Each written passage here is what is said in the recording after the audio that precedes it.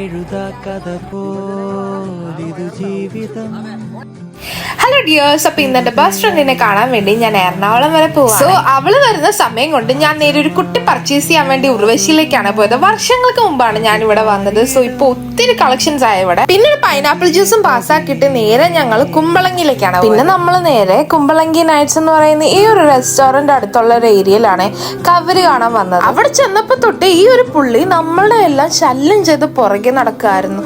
So അവസാനം നമ്മുടെ രക്ഷകരായ പോലീസുകാരിങ് എത്തിയേ. ഞങ്ങൾ പുള്ളി പറയുന്നിടത്ത് കാണണം, കവര് പോയി കാണണം എന്ന് പറഞ്ഞിട്ടാണ്. അത് കഴിഞ്ഞപ്പോ നമ്മളെ കാണിക്കില്ല എന്നായി.